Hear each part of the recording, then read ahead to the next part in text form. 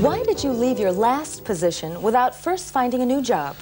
My work was very demanding, and I always wanted to give my all to my employer. Long term, I thought my career would benefit from my focusing on my job search full time. Have you ever been fired from a job? Sure, but it was my first job after graduation. It was in sales, and I never did want to sell.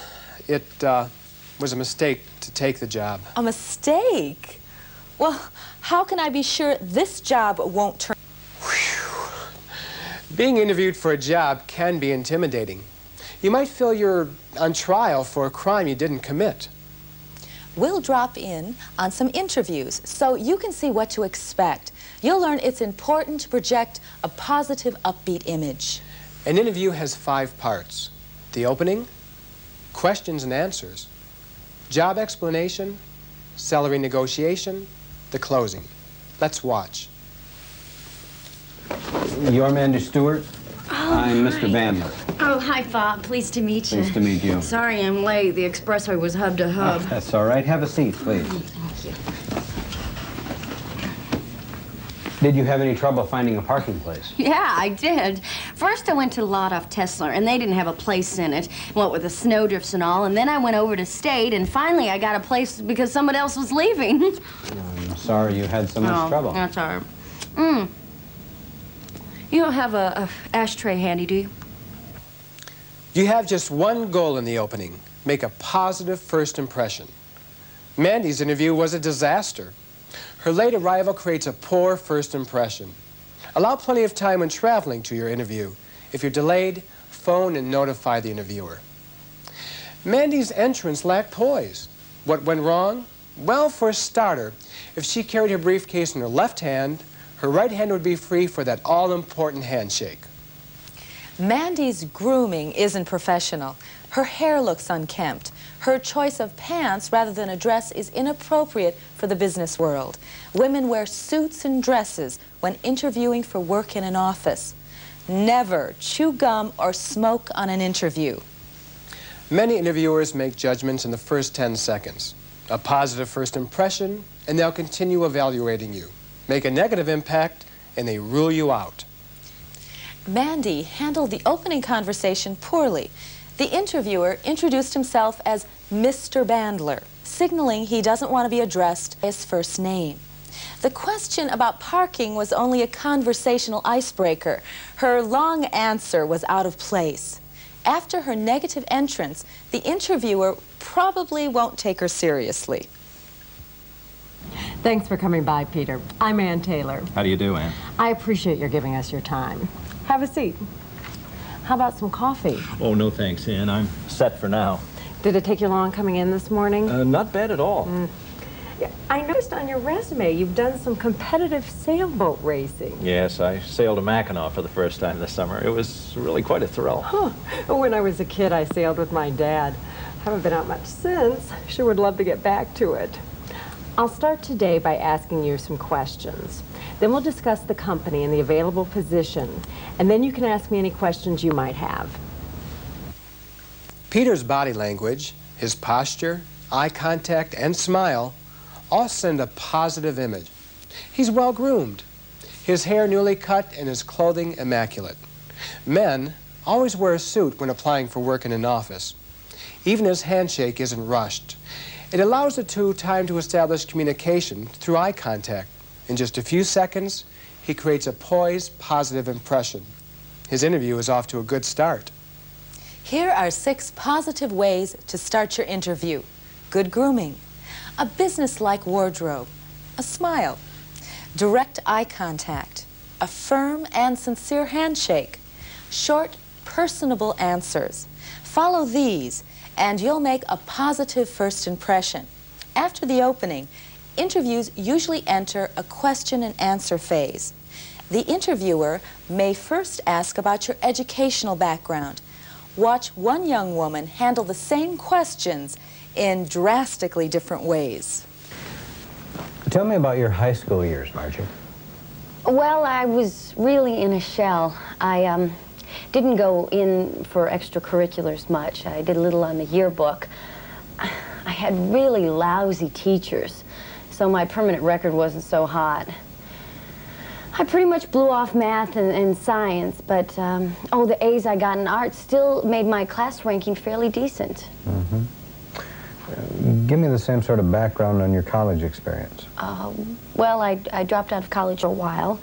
I only went to a junior college, but I did manage to finish. You know, I think if I went to a decent school with more competent teachers, I probably would have done a lot better. Tell me about your high school years, Margie. Well, I graduated 120th out of a class of 500. I was the top 25% of my class. I had a B average. My strong suit was always art, so I did illustrations for the school paper and the yearbook. And I was also photo editor of the yearbook my senior year. Give me the same sort of background on your college experience. My grade point average is 2.1. I have an associate's degree concentrating on commercial art. My father had leukemia my first year in college, so with the family problems, it kept me from doing a better job and participating in extracurriculars. After he died, I had to drop out and work for the first year for tuition money. Interviewers are more interested in your current attitudes and behavior that you were like as an adolescent. Stress your current strengths. Don't dwell on the past. We just saw Marge answer the same question with honesty, yet give vastly different impressions. In the first example, she came across as a blamer. Her mediocre academic record was all her teacher's fault. The interviewer may conclude that Marge isn't a team player, that she'll continue blaming others when things don't go well. Never criticize your teachers, your bosses, or your coworkers, even if you think it's justifiable. In the second example, she's positive about her past. She reveals that she handled a lot of stress during her father's illness. Her admission that she earned her tuition money makes her appear an industrious, ambitious young woman. Her C average seems understandable under the circumstances. Of course, if you got straight A's, you have no problem answering any question about your school. But watch Bill explain a poor academic record. Why didn't you do better in school, Bill? Well, I guess more interested in fixing my cars and sports. Well, not that I wasn't popular in school. I mean, I got along with my classmates, and I was voted most valuable player among my wrestling buddies. But the value and importance of having good grades hadn't dawned on me then. Now I realize the value of really applying myself to what I do. My performance appraisals have been equivalent to A's in my current job. Bill emphasizes what he did well during his school years, not what he did poorly. He sells himself by talking about his current accomplishments. Don't be afraid to sell yourself. Identify your accomplishments and rehearse telling an interviewer about them. Let's suppose your college major has nothing to do with the job you're applying for. How might you handle that? We were really looking for someone with a business major for this position, Liz. Well, I think majoring in English taught me how to learn and how to think. And that's the key ability for this job. I learn fast. And I think with your on-the-job training, I can quickly become an asset to your company. An interviewer will also question your work history. Answer by showing how your experience relates to the job you're applying for. Before the interview, get a description of the opening and analyze the skills required. Examine your past experience and education for times you performed similar tasks. Watch the secretary as she first downplays her experience. Tell me about your last job, Donna. Well, it was really boring. I spent too much time doing secretarial kinds of things, and I really want to get away from that. Donna's secretarial job occasionally offered opportunities for her to perform tasks she'd like to pursue in her next job. Watch how much she was able to sell herself after she studied the job description and her own past experience. Tell me about your last job, Donna. Well, it had a lot in common with this job. I helped my boss design some print and television ads, and in her absence, I presented the sketches to clients. I assisted her in seeing the work through the production phase, and I know I'm ready to handle these tasks on my own now. Canvass your past, your education, your volunteer work, even hobbies. Look for times you performed tasks similar to those in the job description. Practice telling an interviewer about them. Be positive and upbeat. Never volunteer anything negative about yourself. What would you say is the biggest frustration in your career, Paul? Well, I keep getting passed over for promotions. It always seems like somebody with less qualifications than me moves up and I just stagnate in the same old job. The interviewer might never have learned that Paul didn't get promotions. By his own admission, he comes off as a loser. Let's hear him try again. What has been the biggest frustration in your career, Paul? I've always approached my work with enthusiasm. I guess what really gets me are co-workers who won't pull their share, who only seem interested in collecting their paychecks. Paul took the same question and appears enthusiastic. He sounds like he wants to give his all to his employer, not just draw a paycheck. Remember, never confess anything negative about yourself. Let's watch Paul handle a tough question many interviewers ask. What's your greatest weakness, Paul? Well, I like order and planning. I like to plan ahead so I don't work in an every day is a crisis situation. Interviewers often use your application form or resume as a guide to discuss your education and work history. 80% of all resumes and applications have some falsehoods. A skilled interviewer knows how to uncover these inaccuracies. I'd like you to take a look at your application, Darlene, and be sure it's as accurate as possible. We conduct very complete checks on the information you provide us. Well, will you check my jobs while I was in New Mexico? Oh, yes, yes. We'll go over it all. Well, I had said that the company I worked for had gone out of business, but what actually happened was a little different. They laid off several of us because of a financial squeeze. I see. Would your previous supervisors give you a completely clear reference? Well, I think so. Which one might not? Darlene would have shown greater integrity if she had been straightforward about the layoff originally. Always answer questions openly and honestly. Act evasive, and the interviewer will probably assume the worst. When preparing for an interview, think of the question you dread most. Rehearse your answer. If you were ever fired, you were probably embarrassed about it. Watch how Peter explains being fired. Why did you leave your last job, Peter? Well, I was fired from my last position because I missed a lot of time. In a 3-month period, I had the flu twice. A death in the family caused me to miss another week. My supervisor needed my work done immediately, so she hired a replacement. I have a clean bill of health from my doctor, and the family crisis is behind us, so I don't see the situation repeating itself. Admissions of past firings don't have to hurt you. Explain them calmly. Offer references to support your version of the situation. Interviewers will probably ask about any gaps in your educational or work history. Here's Tim trying to land a teaching job. Why is there a long gap between your last two jobs, Tim?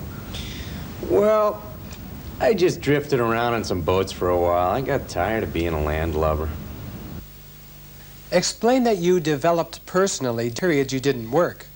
Here, Tim takes the same experience and turns it into an asset. Explain the long gap between your last two jobs, Tim. Well, I had the opportunity to sail a 3-masted schooner through the Caribbean. Being a deckhand doesn't exactly develop your teaching skills, but it certainly does teach you the value of teamwork and handling a lot of pressure. I think that those are really important things for a teacher to pass along to the students. Besides, the complete break from school got me all geared up, get right back into the classroom. The "I just drifted around on some boats" answer gives the impression of no direction or goals. The second response makes the same experience seem useful. Listen as a homemaker explains her years out of the workforce in 2 ways. Now, I see here it's been 10 years since your last job, Gloria. What have you done in that time? Well, I didn't work. I guess I was just a housewife. Raising a family is a full-time job, you know. But I really had it at home, and I'm ready to get back into the world. I see it's been 10 years since your last job, Gloria. What have you done in that time? I was a full-time homemaker. You know, Mr. Taylor, during that time, I developed my talents in a way that I never would have if I tried to juggle small children and a job at the same time. And as you can see on my resume, I did as much volunteer work as I could handle. And I discovered that I had exceptional leadership skills and that I'm a highly organized person. The law forbids interviewers invading your privacy. For example, all these questions are illegal. Where were you born?